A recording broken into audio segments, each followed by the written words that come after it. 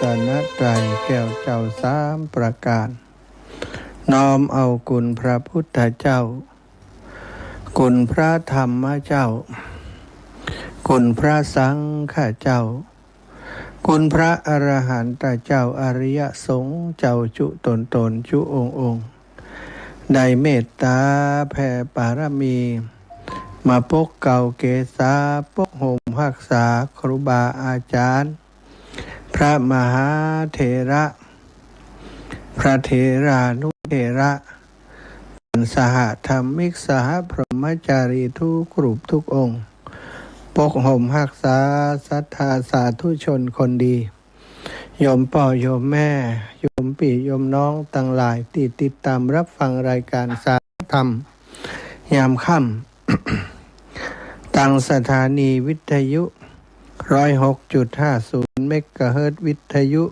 เพื่อพระพุทธศาสนาคลื่นสีขาวเพื่อชาวประชาซึ่งออกอากาศจากวัดบุญญวัฒน์จากวัดบรรพตสถิตยังบ่ลืมบุญญวัฒน์วัดบรรพตสถิต383หมู่7ตำบลพิชัยอำเภอบางจังหวัดลำปางในเมตตาปรมีของท่านอาจารย์พระมหานพดลสุวรรณเมตีสมภารเจ้าอาวาสวัดบรรพตสถิตผู้อำนวยการวิทยาลัยสงฆ์นครลำปางเจ้าคณะอำเภอวังเหนือซึ่งมีสมณะเมตตาได้ก่อตั้งสถานีวิทยุขึ้นมาเพื่อเป็นการเผยแผ่พระพุทธศาสนาร่วมกับสถานีในเครือข่ายคลื่นสีขาวเพื่อชาวประชาซึ่งเป็นเครือข่ายสายบุญที่ทำการเผยแผ่ผ่านทางสถานีวิทยุและกิจกรรมต่างๆในชื่อว่าครอบครัวคลื่นสีขาวเพื่อชาวประชาวันนี้ทางสถานีวิทยุอีกที่หนึ่งก็คือ 4.50 เมกะเฮิรตซ์ สถานีวิทยุเพื่อการศึกษาศาสนาวัฒนธรรมวัดฝ่ายหินในเมตตาปรมีของครูบาอาจารย์ท่านพระครูสมุวิสุวัฒน์วรกิจโจผอ.สถานีเจ้าอาวาสวัดฝ่ายหินซึ่งได้เมตตาก็สัญญาณจากลำปางไปออกตั้งเชียงใหม่คือศรัทธาพี่น้องอีป่ออีแม่ทั้งหลายตั้งเชียงใหม่ได้ที่ตามรับฟังรายการไปตัวบางวันที่คลื่นสีขาวหากบ่มีครูบาอาจารย์จัดรายการในช่วงนี้ทางสถานีเจ้าหน้าที่ ก็สัญญาณ รายการธรรมะจากลำปางจากสถานีวิทยุ 106.50 เมกะเฮิรตซ์วัดบรรพตสถิตไปออกอากาศทางคลื่นสีขาวด้วยก็ถือว่าในช่วงเวลานี้เป็นเวลาที่ศรัทธาญาติโยมทั้งหลายได้พักผ่อนแล้วได้เข้าบ้านเข้าจองได้กินน้ำเข้าน้ำจำเข้าแรงเรียบร้อยแล้วแล้วก็ได้มีโอกาสฟังน้ำฟังธรรมบางคนอาจจะยังบ่เสร็จภารกิจแต่ก็สามารถฟังธรรมะไปโดยกันได้โดยการเปิดวิทยุไปทำงานไปแล้วแต่ความสะดวกพบปะกันวันนี้วันที่20ตะฮือแล้ววันเสาร์ที่21เดือนมีนา2569สถานวันเวลาหมุนเวียนเปลี่ยนไปรวดเร็วมากสถานจากวันที่1มาเรื่อยๆสัปดาห์1สัปดาห์ที่2ตอนนี้เป็นสัปดาห์ที่3เดือนนี้มีอยู่4สัปดาห์เกือบจะ5สัปดาห์ศรัทธาญาติโยมก็ ได้มาพบปะกันในวันจันทร์อังคารวันจันทร์วันพฤหัสศุกร์เสาร์เว้นวันอังคารวันพุธวันอาทิตย์3วันพบปะกันก็ได้นำสาระธรรมมาสนทนามาอุจากันทุกวันสัทธา ก็มีหลากหลายเรื่องราวที่บางครั้งบางทีก็เอาเหตุการณ์ปัจจุบันที่เป็นปัญหาอยู่มาอุมาจาเพื่อศรัทธาท่านเจ้าทั้งหลายจะได้วางตัวให้ถูกต้องวางตัวให้อยู่ตรงกลางวางตัวให้ตัวเฮาบ่มีปัญหา กับโลกที่มันหมุนไปกับโลกที่มันเกิดปัญหาขึ้นอยู่ในขณะนี้เฝ้าระมัดระวังดูแลตัวเองดูแลคนอื่นๆรอบตัวเฮาให้ก้าวข้ามผ่านปัญหาอุปสรรคต่างๆที่เกิดขึ้นในชีวิตประจำวันไปได้เนาะก็มาบอกกล่าวมาชี้แนะมาปรึกษามาอูจากันก่อนจะสนทนาสารธรรมในวันนี้ก็จะปาสถาอีป่ออีแม่ไหวพระสวดมนต์ทำวัดเย็นเสียก่อนเนอะกราบพระพร้อมกันกราบหนึ่งพุทโธเมนาโถกราบสองธัมโมเมนาโถกราบสามสังโฆเมนาโถ อิมินาสการเรนะพุทธังอภิปูชยามิอิมินาสการเรนะธัมมังอภิปูชยามิอิมินาสการเรนะสังฆังอภิปูชยามิอะระหังสัมมาสัมพุทโธภควาพุทธังภวันตังอภิวาเทมิกราสวากขาโตภควตาธัมโมธัมมังนะมัสสามิกราสุปฏิปันโนภควโตสาวกสังโฆสังฆังนะมามิกราบ นะโมตัสสะภะคะวะโตอะระหะโตสัมมาสัมพุทธัสสะนะโมตัสสะภะคะวะโตอะระหะโตสัมมาสัมพุทธัสสะนะโมตัสสะภะคะวะโตอะระหะโตสัมมาสัมพุทธัสสะพุทธังสรณังคัจฉามิธัมมังสรณังคัจฉามิสังฆังสรณังคัจฉามิทุติยัมปิพุทธังสรณังคัจฉามิทุติยัมปิธัมมังสรณังคัจฉามิทุติยัมปิสังฆังสรณังคัจฉามิตติยัมปิพุทธัง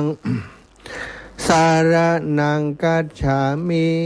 ตติยัมปิธัมมังสรณังคัจฉามิตติยัมปิสังฆังสรณังคัจฉามิอิติปิโสภะคะวะอะระหังสัมมาสัมพุทโธวิชชาจารณะสัมปันโนสุขโตโลกวิทูอนุตตโรปุริสัทธัมมะสารถิสัทธาเทวมนุษสานังพุทโธภะคะวะติสวากขาโตภะคะวะตาธัมโมสันทิฏฐิโกอากาลิโกเอหิปัสสิโกโอปันนายิโกปัจจตังเวทิตาโพวินยูหิติสุปฏิปันโนภะคะวะโตสาวกสังโฆอุชุปฏิปันโนภะคะวะโตสาวกสังโฆยายาปฏิปันโนภะคะวะโตสาวกสังโฆสามิจิปฏิปันโนภะคะวะโตสาวกสังโฆยะทิทังจัตตาริปุริสายุคานิอัฏฐปุริสปุคลาเอสะภะคะวะโตสาวกสังโฆอาหุนายโยปาหุนายโยทักขินายโยอัญชลิกระนิโยอนุตตรัง ปุญญเขตังโลกัสสาติกราบพระพร้อมกันกราบหนึ่งพุทธังวรันตังสิรสานะมามิกราบสองธัมมังวรันตังสิรสานะมามิกราบสามสังฆังวรันตังสิรสานะมามิสาธาญาติโยมไหว้พระ สวดมนต์ทำวัดเย็นโดยกันเรียบร้อยแล้วต่อไปก็จะได้สนทนาอุจาธรรมะสาระธรรมศรัทธาอีปออีแม่ได้สดับรับฟังได้เป็นธรรมะบันเทิงเป็นธรรมะบรรณาการกันเนาะวันนี้ก็จะเรื่องที่ผ่อนคลายสบายเนอะ เล่านิทานพระเจ้า500 ชาติสักเรื่องหนึ่งแต่ว่าเรื่องของน้ำมูกน้ำมันเนาะศรัทธาก็ว่าอีแม่นี่บ่เดือดร้อนแต่ใดแต่ลูกหลานเดือดร้อนท่านอาจารย์เขาทำธุรกิจเกี่ยวกับการเกษตรนะมีรถหมู่มีรถไถศรัทธาบ่มีน้ำมันเติมเดือดร้อนรถแมคโครก็ได้นะแมคโครก็ดีรถดำก็ดีนี่รถต่างหินต่างทรายนี่ลำบากเลยศรัทธาญาติโยมเปิ่นใช้มาตรฐานเดียวเติมน้ำมัน500แล้วไผจะไปขนดินดำ2 ดำหล่นไปเติมน้ำมันเดียมดำ2 ดำหล่นไปเติมน้ำมันเนาะเพราะบางเตือไล่ไซงานมันอยู่ไกลหลายกิโลก็เป็นที่เดือดร้อนแล้วก็ได้นำเรื่องราวเหล่านี้มาไปตะว่าเนาะก็เซฟกันประหยัดกันเนอะอีปออีแม่ทั้งหลายกรณีที่มันเป็นปัญหานี้มันก็เป็นปัญหาทั่วโลกไม่ใช่กับบ้านเฮาเนาะบ้านเฮาก็ไม่ใช่ว่า This sound is processed by StereoTool. Go to stereotool.com. บางคนอยู่บ้านนอกพุ่นนะมันรถแบบมีมาเติมในเวียงเข้าแถวยาวเหยียดนะไอหันเฮียเนี้ยเนาะไออย่างว่าเคยหันก็ได้หันเฮียนี้ก็ว่าจะเป็นอย่างใดไปมายังบ่แน่ใจเตื้อสำหรับความเป็นไปของเหตุการณ์ตั้งหน้าเนาะน้ำมันตีแน่น้ำมันคงบ่ถูกลงหรอกอีปอยอีแม่ตั้งหลายสถานการณ์ปกติมันยังแปลงเนาะบ่เดียวสถานการณ์อย่างนี้เกิดขึ้นเชื่อแน่ว่าน้ำมันก็จะต้องมีการปรับตัวเนาะรัฐบาลจะว่าอย่างใดจะมีนโยบายเกี่ยวกับพลังงานจะมาอุดหนุนด้านนี้อย่างใดเนาะก็ดูความสามารถนะดูความจริงใจของทางรัฐบาลว่าจะทำอย่างใดต่อไปส่วนเรื่องเล่าของเฮาวันนี้นะเรื่องของพระเจ้า500 ชาติมีชาติหนึ่งนะที่พระองค์ได้เกิดเป็นวานอนเป็นพญาลิงตัวใหญ่ๆแล้วก็กำลังแห่งดีศรัทธาญาติโยมลิงตัวนี้แข็งแรงเหมือนกับช้างดูศรัทธาลิงตัวน้อยแข็งแรงเหมือนกับช้างมีร่างตีนใหญ่ตัวใหญ่ศรัทธาญาติโยมอยู่ไกลแม่น้ำคงคาแห่งหนึ่งอยู่ไกลฝั่งแม่น้ำคงคาในแม่น้ำคงคานั้นก็มีจระเข้อาศัยอยู่ลิงตัวนี้หากินอยู่บัดได้ไปหากินไก่ศรัทธาหากินอยู่บริเวณฝั่งแม่น้ำคงคานั่นแหละนะก็ได้ทำให้มีโอกาสได้พบปะ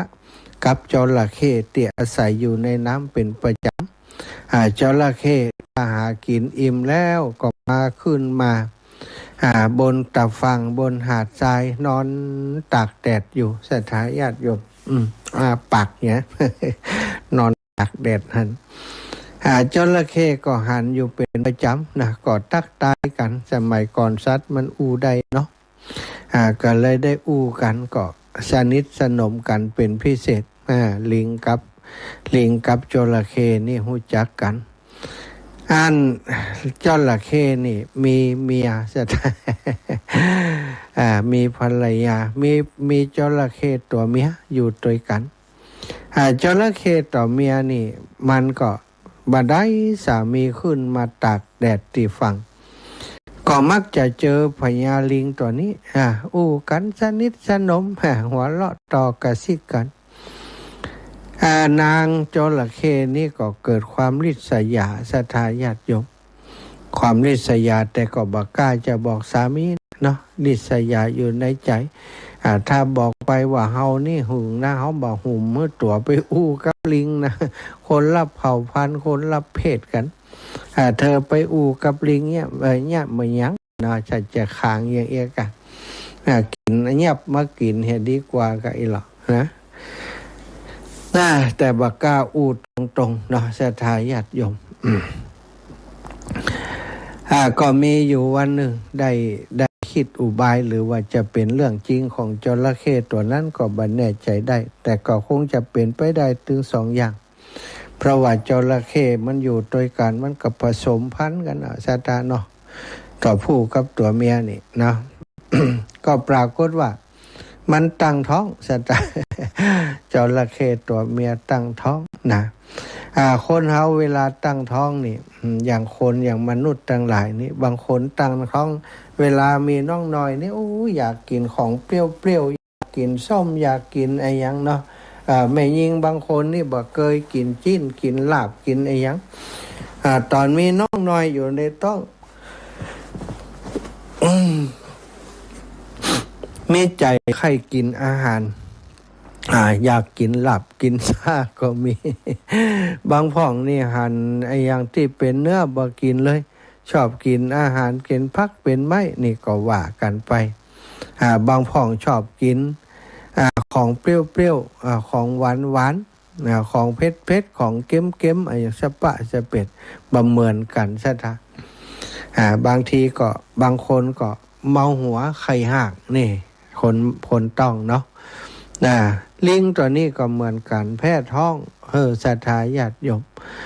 แพทย์ท้องนี่บ่เหมือนคนอื่นนะแพทย์ท้องอย่างใดที่บ่เหมือนคนอื่นก็คือจระเข้ตัวนี้แพทย์ท้องอยากกินหัวใจลิง อยากกินหัวใจลิงบอกคือสามีปีบัดเดียวนี้น้องนี่รู้สึกว่าตัวเก่านี่จะตั้งท้องแล้วก็น้องน้อยในท้องนี่มันอยากจะกิน มันอยากจะกินหัวใจลิงว่ะจระเข้นี่มันไข่ไม่ใช่กะเนาะศรัทธาญาติโยมแพ้ท้องก็คงไข่ที่ตั้งอยู่ในท้องนั่นละกันเนาะแพ้ท้องว่ะอยากกินหัวใจลิงสามีก็บอกว่าน้องเอาอยู่ในน้ำจะไปกินหัวใจลิงจะไปซ่อเอาลิงที่ไหนมาให้ได้นะอย่างใดเนาะแต่บ่เป็นอย่างพี่จะไปซ่อหัวใจลิงมาให้จะพยายามอีหรอจระเข้ตัวเมียก็บอกว่าลิงตัวอื่นก็เอานะคืออยากจะกินหัวใจลิงที่เป็นเพื่อนของเปียที่ปีจังไปอู้เรื่องมันลิงตัวลำๆนั่นนะอยากกินหัวใจมันว่านั่น ตาญาติโยมจระเข้สามีก็ว่าตัวอื่นได้กันน้องอันนั้นมันเป็นเพื่อนกันนะเป็นเพื่อนกันนะรู้จักกันสนิทกันเขาจะไปกินมันกำถ่าก้าแล้วเขาจะยับมันได้อย่างใดเนี่ยปกติถึงจะสนิทกันก็บ่ได้สนิทถึงขนาดที่จะจับหางกันได้รู้อีกแหละภรรยาก็บอกว่าแล้วแต่เนาะบ่อู้นักนะบ่อู้นักถ้าบ่ได้กินหัวใจลิงตัวนั้นน้องจะต้องตายอย่างเดียวถ้ามันได้กินก็จะตายเนี่ยมันต้องมีมันลูกเต้านี่เอล่ะเห็นเนี่ย งอนเนาะจระเข้สามีก็ปลอบใจว่าเอาใจเย็นๆไว้เอาอย่างว่าจะได้ก็ว่าตามกันจะลองพอปีจะลองพยายามก็จะจับลิงตัวนั่นคือใดเองลูกวัดเถอะวางแผนแล้วเลยได้คอยสังเกตดูว่าลิงเปื่อนนั้นนะ มันลงไปดื่มน้ำในแม่น้ำคงคาตอนใดนี่พอมันไปลงไปดื่มน้ำในแม่น้ำคงคาแล้วขึ้นมานั่งอยู่ริมฝั่งก็ได้เข้าไปหาแล้วก็บอกว่าเอ้าดูก่อนพญาวานอนเหตุใดท่านถึงชอบกินแต่กล้วยอันเป็นผลไม้ตีเลวซ้ำซึ่งมีอยู่แต่ฝั่งนี้เท่านั้นกินแต่กล้วยแต่อย่างมันบะรสชาติมันบะอร่อยนะกินแต่ฝั่งนี้เท่านั้นท่านควรจะข้ามท่านบ่หันกะผลไม้ฝั่งปุ่นเนี่ยโตมีนักหลายเนี่ยอยู่นี่ก็หันนะเขาว่ายน้ำไปทางฝั่งนู้นกูเตือเขาไปหันเพราะทุเสียดายถ้าอยากจะเป็นลิงอย่างท่านเขาจะได้กินผลไม้ที่มีรสชาติผลไม้มีหลายอย่างนะกระท้อนก็มีฝรั่งก็มีขนุนก็มีตั้งหลายปุ่นเนี่ยมีเยอะมะม่วงมะเมืองมีหมดท่านไม่อยากข้ามไปพ่องกะพญาวานอนก็จึงบอกว่าโอ้ดูก่อนท่านพญาจระเข้แม่น้ำคงคานี่มันตึงลึกตึงกว้างเนาะลึกสุดปัญญาที่เฮาจะข้ามได้ดูก่อนพญาวานอนถ้าท่านปรารถนาจะให้เฮาไปกินตังปุ้นท่านก็ต้องมีน้ำใจไปส่งเฮาให้เฮาขี่หลังไปถึงฝั่งโน้นพญาวานอนก็ตอบว่าโอ้ดีนี่ในกาต้องเปื่อนจะไปมีปัญหาหมอกขี่หลังข้ามฝั่งไปนี่สบายมากนะเปื่อนหนังดีๆก็แล้วกันอินล็อกแซทา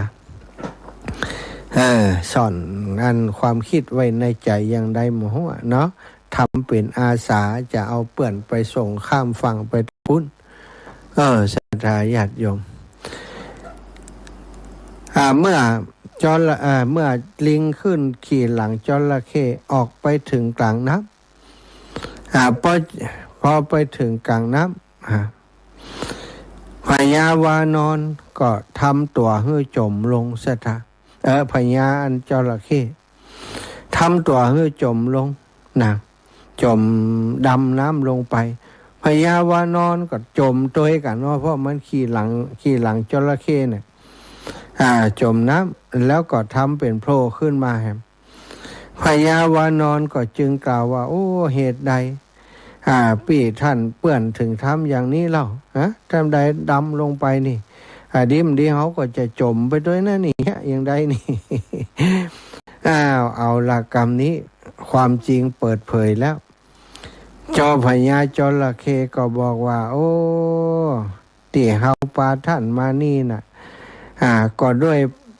ภรรยาของข้าพเจ้าเนี่ยมันแปรมันอยากจะกินหัวใจท่านน่ะเฮาจึงได้ดำลงไปในน้ำพอดูว่าท่านจะเป็นอย่างไรพ่องบาเดียวนี้นะท่านนี่เซ็ตเฮาแน่ละอยู่กลางน้ำแล้ว ท่านข้ามไปไหนบ่ได้ละบ่มีเกาะแก่งบ่มีบ่หินให้โดดแล้วเฮาจะยับท่านนะเฮาจะเอาท่านเฮาจะขออนุญาตเอาหัวใจท่านเฮาจะเอาไปให้เมียของเฮานิ่มกินหัวใจเปลี่ยนอีหลอจะเอาไปให้เมียมได้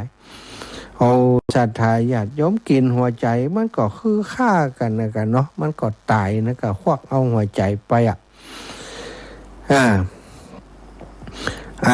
พญาลิงนี่เป็นลิงที่เฉลียวฉลาดเป็นพญาลิงนี่เป็นพญาโพธิสัตว์เจ้าลูกศรัทธาญาติโยม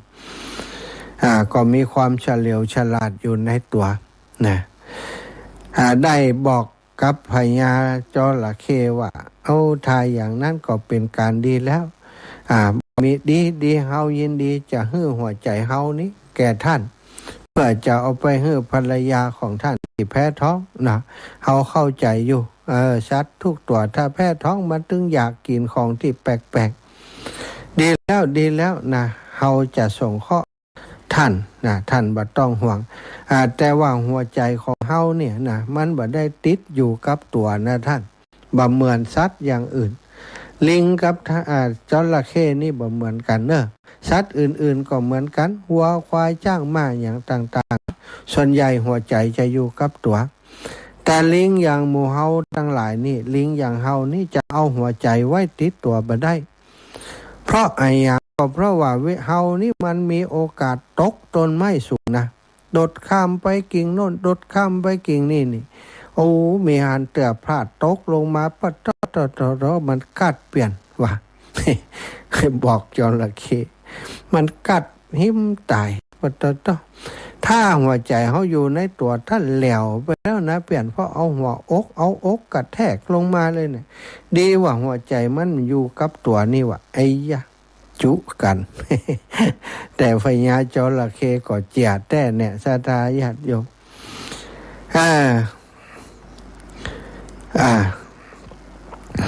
จระเข้ก็ถามว่าเอ้าถ้าอย่างอันท่านหัวใจของท่านอยู่ที่ไหนท่านเอาไว้ไหนกะไว้ เวลานั้นพญาวานอนนะก็เหลียวไปมันก็จับได้จับดีเก้าบาเดืออยู่ฝั่งตรงข้ามสถาญาติโยมมีเก้าบาเดือต้นหนึ่งมีผลสุกเป็นพุ่มงามสถาเป็นพุ่มอยู่ทางบนปุ่นโอ้สุกปังอยู่หันลูกหนึ่ง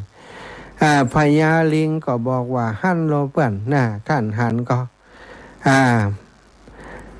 หันก็ติดต้นบัดเดือนนะ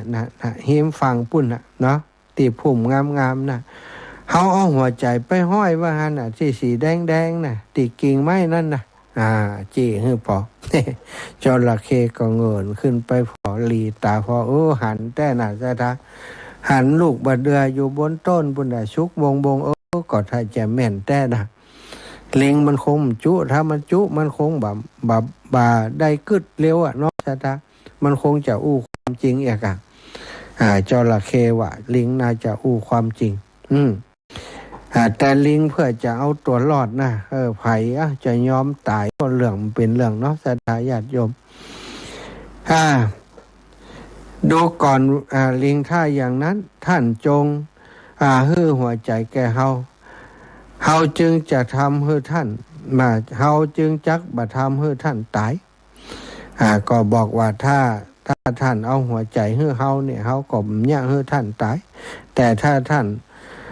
บ่เอาหัวใจให้เฮาจะคบท่านบ่เดียวนี้เนาะลิงก็บอกว่าจระเข้เมื่อท่านอยากได้หัวใจของเฮาก็จงพาเฮาไปส่งถึงต้นไม้นู่นกะเฮาก็จะได้ขึ้นเอามาให้ท่านจระเข้ก็ทำตามนั้นป้าพญาลิงว่ายไปจนถึงต้นมะเดื่อที่หิมฝั่งสถาเมื่อพญาบานอนจะขึ้นต้นมะเดื่อ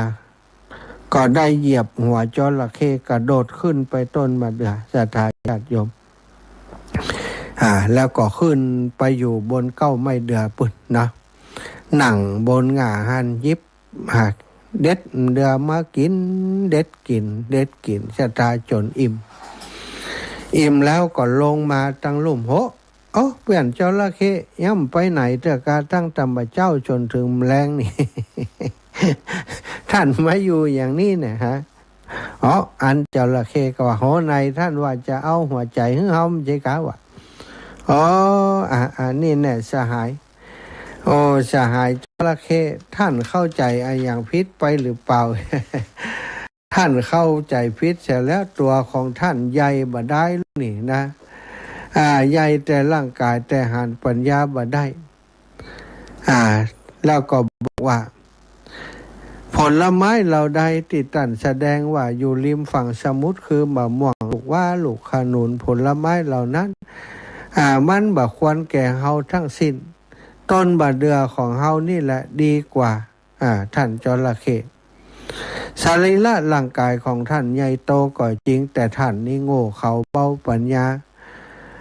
หาปัญญาบ่ได้เฮาได้ลวงท่านคือนำเฮากลับมาส่งขึ้นฝั่งตามเดิมแล้วท่านกลับไปตามสบายเถิดเนาะ เมื่อจระเข้ได้ฟังก็เกิดครับข้องแค้นใจแล้วก็ละอายศรัทธาจึงกลับไปหาภรรยาด้วยความโศกเศร้าเสียใจภรรยาพอหันสามีมาก็ดีใจในหัวใจจระเข้ เล่าให้ภรรยาฟังว่าโอ้ยน้องเฮ้ยบัดเดี๋ยวนี้ไอ้โดนจระเข้มันหลอกเสียแล้ว มันบอกว่าหัวใจมันอยู่ปุ้นน่ะต้นไม้น่ะอุตส่าห์ปามันข้ามน้ำข้ามแม่น้ำไปจนถึงต้นไม้เนี่ยสุดท้ายมันไปนั่งกินวันค่ำลงมาแล้วบอกว่ามันจุมันได้ว่ะ หัวใจมันบ่ได้อยู่บนต้นไม้นี่ก็เลยได้เล่าให้ภรรยาฟังภรรยาว่าก็สมควรนะตีลิงมันด่าว่าเหงาใหญ่บ่ได้แล้วเหงาเป็นเฮาก็งวบมันกลางท่านกลางแม่น้ำหันกะตัวอย่างมาซึ่งตึงได้นะอย่างอีก็เป็นผัวฆ่าเนาะอีโลจระเข้ไม่ยิงจระเข้ตัวเมียด่าสามีผัวมันศรัทธาญาติโยมมาจากสุดท้ายนี้จระเข้ได้เกิดมาเป็นภัยเนี่ยศรัทธาท้ายเอาลุนะส่วนภรรยาของจระเข้นั้นได้เกิดมาเป็นนางกิจินจะมานาวิกาคนติจุคนตั้งหลายว่าพระมีอย่างกับพระพุทธเจ้าเนี่ยนะทำเอาท่อนไม้มัดขี้ปุ่มไว้นูเหมือนกับคนต้องเอกาเสดานางจินจะมานาวิกาเนี่ยเป็นจระเข้ตัวเมียเนี่ยพอมาเกิดแห่มจัดก็มาเป็นศัตรูกับพระพุทธเจ้าอยู่ พญาวานอนนั้นก็ได้เกิดมาเป็นพระพุทธเจ้าเสดาส่วนจระเข้ตัวผู้นั้นก็เกิดมาเป็นพระเทวทัตนั่นเองเสดานี่เรื่องนี้ก็ชี้ให้เห็นว่าผู้มีปัญญามีสติปัญญาเฉลียวฉลาดย่อมเอาตัวรอดได้ในเวลาตีขับขันบ่ตื่นตระหนกใจอย่างจระเข้เนี่ยแทนที่จะตกใจว่ายน้ำนี้ต่างๆก็แข่งขันลิถามว่าเกิดอะไรอย่างขึ้นทันเนี่ยพอทราบความจริงตั้งสติได้แล้วก็ได้บอกจระเข้ไปตามที่ได้เล่ามาตะกี้สตาคนเฮาบางครั้งบางทีนี่การมีสติเนาะการมีสติการบ่ตื่นตระหนกตกใจไอ้อย่างง่ายการเป็นคนที่มีความมั่นใจในตัวเองศรัทธาก็สามารถจะทำตัวเองให้รอดพ้นจากภัยพิบัติใดเหมือนกันอย่างพญาลิงที่ใจปัญญาในการเอาตัวรอดจากการถูกจระเข้กินนี่ในที่สุดก็รอดไปศรัทธาญาติโยมได้อุจามาถึงตรงนี้ก็จะได้ประชาสัมพันธ์งานจากเล็กน้อยงานของสถานีวิทยุคลื่นสีขาวเพื่อชาวประชาวัดบรรพตทิศจะมีการเปิดสำนักงานเปิดสถานีเปิดป้ายสถานีวิทยุของเฮาในวันที่25เมษายนเดือนหน้าเนาะก็เหลือแหมอีก1เดือนเหลือแหมอีก1เดือนประมาณ1เดือนเนาะก็จะถึงวันที่25สถาเร็วเนอะสถาอาตมานี่คิดไปแล้วเนี่ยบ่ฮู้จะตันบัดตันเตรียมงานนี่พยายามจะให้ตันโทษใช้ได้บัดตันอาจารย์เวลาเปเลยยังอีเนาะศรัทธาเฮ้ยนะเนี่ยคนเดียวนี้มันใจธรรมดา แต่งสถานที่จะทำนู่นทำนั่นทำนี่นะมันจะต้องทำเองต้องลงมือหลายอย่างหลายเรื่องประเมินกับวัดที่ศรัทธาอยู่เนาะประเมินกับหมู่บ้านที่ศรัทธาอยู่จะมีศรัทธาเป็นปอกเป็นคุ้มอะไรอย่างต่างๆมาช่วยกันเตรียมงานแต่ของเฮานี่มันมีนะวัดบรรพตสถิตเป็นวัดป่าเป็นวัดที่อยู่ในป่าต้องทำเองที่ทุกครั้งที่มีงานนี่ส่วนใหญ่อาตมาก็ทำเองเนาะโดยการขอความร่วมมือจากศรัทธาญาติโยมวัดบ้านสันติภาพพ่องที่เปิ้นอยู่ใกล้ที่สนิทชิดเชื่อกันจากเปิ้นสหธรรมิกพ่องแล้วก็จากญาติโยมใกล้ชิดที่มาช่วยกันพ่องทำนู่นนี่ช่วยกันไปก็จะต้องเตรียมงานตั้งแต่วันที่10ต้องเตรียมเรื่องสถานที่ต่างๆสถานที่ที่จัดงานนี้จะอยู่ที่กุฏิสิริธรรมวิพัฒน์อนุสรณ์ที่อาตมาเคยทอดผ้าป่าเคยทำมาอย่างที่ตั้งลุ่มเนี้ยก็จะทำกิจกรรมตรงนี้จะต้องมุงหลังคาใส่ดื่มใส่อย่างหลายอย่างอยู่ แล้วก็โต๊ะอันสำหรับลงทานแหมเนาะแล้วก็จุดใส่สำหรับจอดรถจอดล่างอย่างต่างๆโอ้หลายอย่างหลายประการ ก็จะทำคิดว่าบันเหนือบากกว่าแรงเนาะตั้งใจแล้วว่าจะต้อนรับศรัทธาญาติโยมที่มาร่วมงานให้เต็มที่ให้ศรัทธาได้ประทับใจที่มาแอวมาพบมาปะมาหุ้มหันสถานีเขาจะได้เปิดที่ทำการสถานีเปิดสถานีวิทยุโดยการสถานีวิทยุนี้อาตมาและท่านอาจารย์พระมหานพดลจะช่วยดูแลแทนศรัทธาญาติโยมนะเพราะไอ้ยังใจคำนี้เพราะว่าเป็นสถานีของหมู่เฮาทั้งหลายอาตมาภาพและครูบาอาจารย์ทำหน้าที่เป็นผู้ดูแลเป็นผู้ทำหน้าที่เนาะในการดูแลสถานีคนที่ใจสถานีก็คือศรัทธา ฟังทางวิทยุนะได้ฟังธรรมะทางวิทยุจากสถานีของเฮาอาตมาภาพก็เป็นทำหน้าที่ในการดูแลความเรียบร้อยโน่นนั่นนี่ท่านอาจารย์ใหญ่พระมหานพดลสุวรรณเมธีเปิ่นก็บริหารดูแลด้านต่างๆของสถานีเพื่อให้ศรัทธาได้ฟังน้ำฟังธรรมทุกวันตั้งแต่ตี 3 ถึง 4 ทุ่ม 5 ทุ่มมีซอมีเพลงสลับกันสปะศรัทธา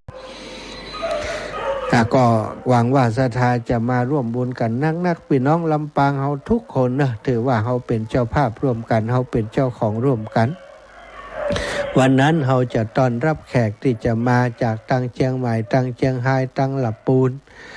ตั้งพะเยาตั้งเมืองแปะเมืองน่านนะจะมากันนักกันหลายก็ขอความเมตตาจากศรัทธาอีป่อยแม่ตั้งหลายเจ้าลำปางคลื่นสีขาวเจ้าลำปางมาร่วมกันต้อนรับดูแลพี่น้องที่จะเปิ่นจะมาในวันนั้นนะก็จะมีสิ่งที่จะให้ศรัทธาได้ร่วมได้มีโอกาสร่วมบุญร่วมกุศลด้วยกันเป็นเจ้าภาพสั่งหรือว่าสำรับที่จะถวายซองปัจจัยที่จะถวายครูบาอาจารย์นิมนต์ที่มา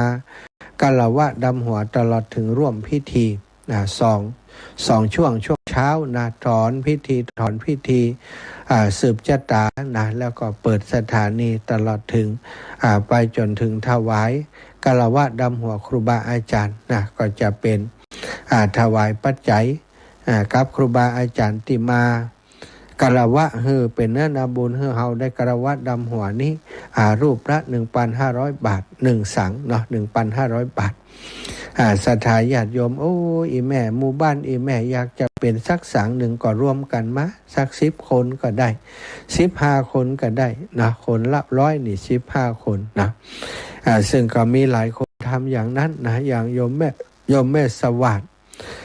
วงกันทะนี่บรรลุนะก็ร่วมกับญาติธรรมของอีแม่ได้มา1สัง 1,500 บาทแม่บัวเย็นจันทบนี่กับครอบครัวลูกหลานเพิ่นได้1สัง 1,500 บาท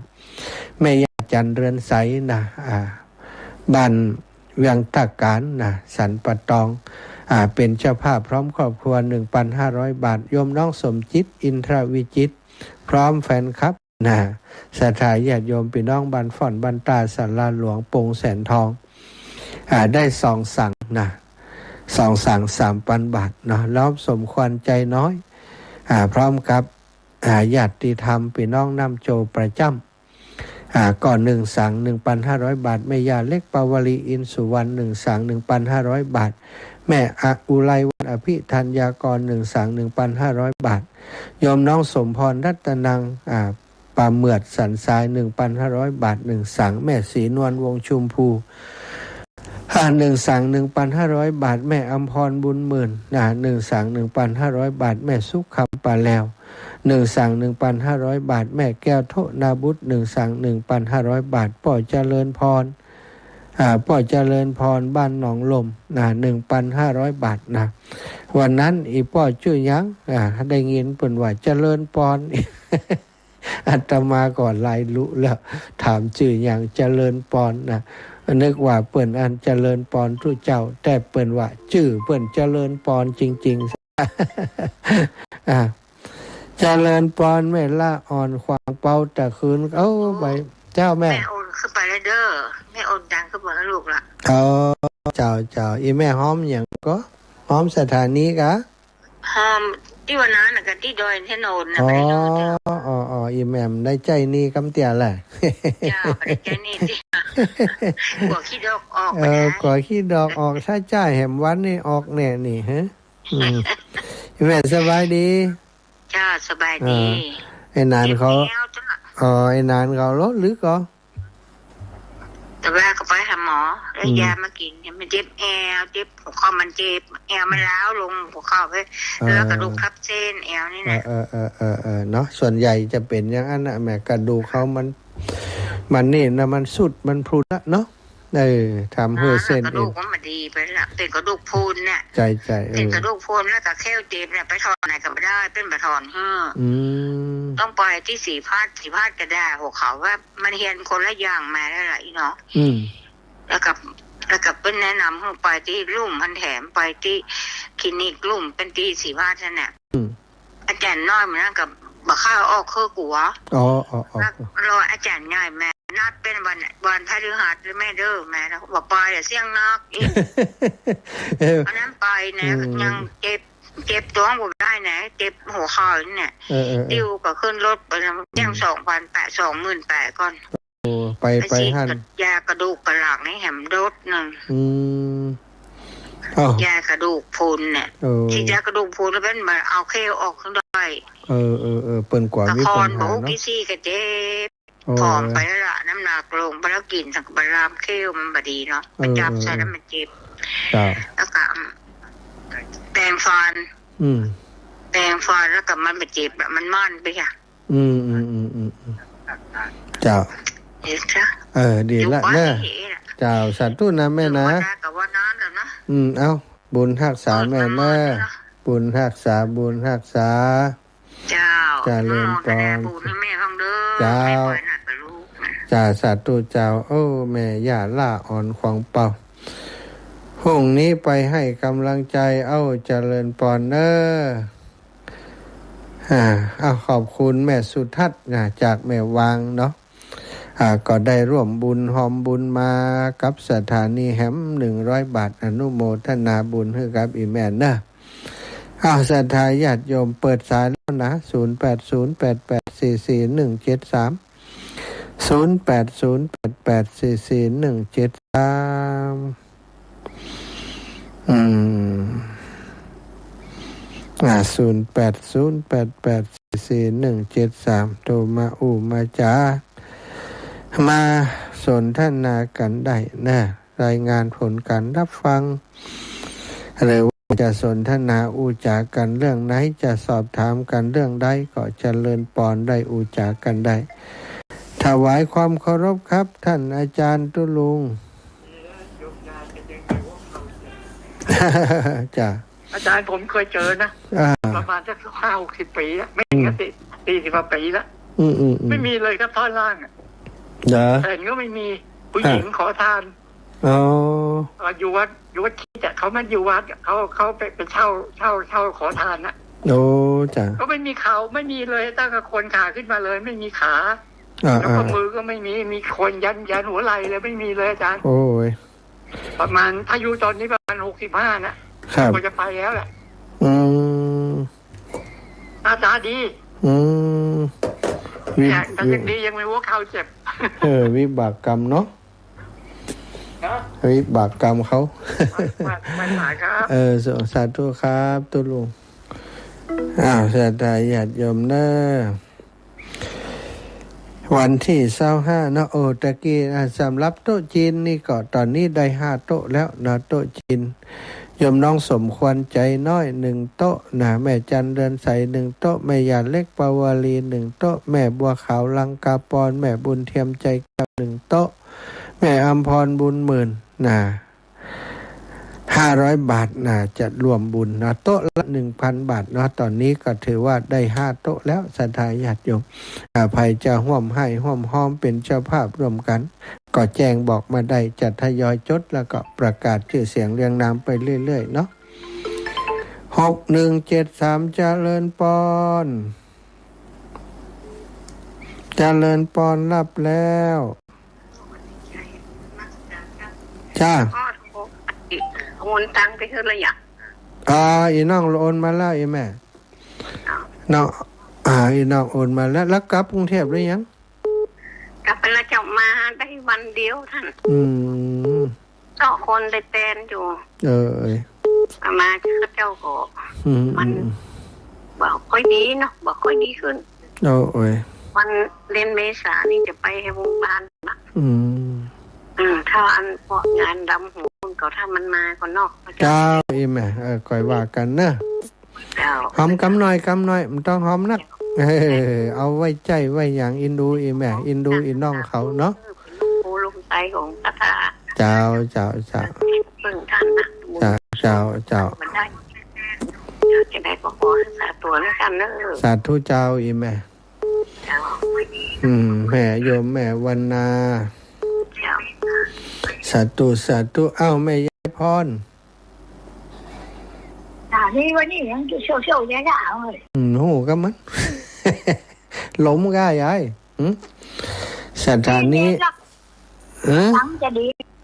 อย่างใดตัดเนงรักตังดีตัดมหาสมชาติดังโซ่อย่างใดนี่บายุติทำกันกล้าฮะอันบางเตือบขื่นมันแรงกะเมื่อคืนนี่มันมีขื่นหลายสถานีก็มันกวนเงินก็ไหลไปสักแรงกว่าย้ายไหลตั้งใดก็ได้จากมันเนาะฟังหูเรื่องก็โอเคกับหูเรื่องอยู่ก็ฟังหูเรื่องอยู่ก็มันโซ่ๆนะโซ่หูเรื่องเนาะโอเคขอบคุณยายพรเนอะตุเจ้าพี่น้องเพียงเป่าก็ได้ยินแล้วดิโยมแม่ละแม่ละก็ได้ยินรู้นี่ได้ยินแล้วก็ได้ยินแล้วสรุปสบายดีก็สบายดีอีแม่วันที่25มานะเมษานะมาเอวนะโอ้แม่ไปก็ได้ขอโทษสาธุอนุโมทนาไปเนอะจะให้เขาไปหามออกจากบ้านนะส่งกำลังใจเอาเนาะเจ้าส่งกำลังใจสาธุอนุโมทนาเจ้าได้การผมมีที่ฟ้ากะท่านผมเป็นยังกับเอียการโมทนาเอาเนี่ยกะเปาะเนาะเจ้าเนอะเข้า14นั่นเนาะเจ้าสาธุเนอะแม่เนอะเจ้าไว้สักบุญรักษาแม่เจริญปอนคนเด่นฉลีฉันฉลีเจ้าสันฉลีเจริญปอนโยมแม่นางเจ้าแม่นางคำเอ่ยออกกี่โมงเนี่ยกี้ก็ออกตั้งแต่6 โมงมากหันทุ่มมากะ6 โมงมาออกมาตั้งแต่ทุ่มมากะได้ยินกี่โมงเข้ามา5 โมงยังไม่เปิดวิทยุไหลหากระตึ้งหมีวันนี้ของ5 โมงนะวันนี้นะพูดกะทางลำปางเพื่อก็ออกตลอด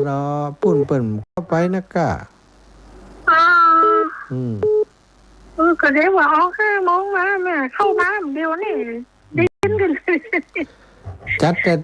หนัง5 โมงท่าไหนก็ได้6 โมงก็ได้ทุ่มกะแน่นอนได้ไม่ได้ฟังเสียดายแต่เนาะได้ฟังมันหนังฟังเพื่อบ่มาอยู่ด้วยกันเพื่อบ่หนังฟังมันคำบ่อย่างปัญหาเอาไปอย่างนั้นเอาไปดำหัวกันดำหัวถึงหมดน่ะการสืบชะตาแจ้นะได้ถามแจ้นะแต่กะสืบชะตานี่บัดถวายไปถวายตอนที่ดำหัวบุญดำถึงหัวกาละวะดำหัวถวายแม่จะเอาโกยนะเอาโกย1เนาะได้กะจดเลยนะจดเลยแม่ย่านางคำอ้าย1โกย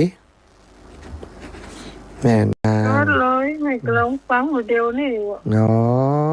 เข้าในห้องมาเดียวนี่ดูฟังเดียวนี่ได้1 สังถ้าฟังแต่เจ้านี่ได้2 สังนี่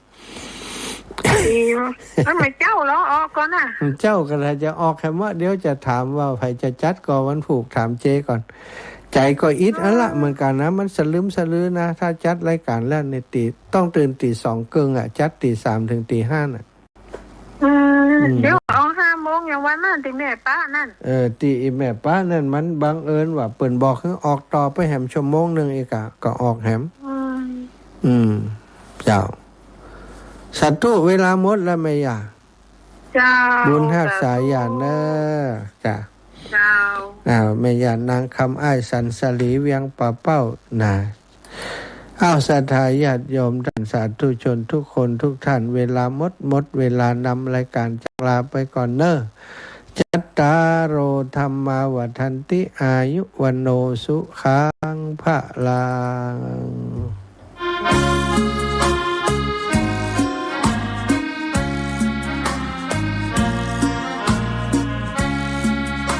ขอบคุณศรัทธาทุกท่านติดตามทาง Facebook ไลน์เนอร์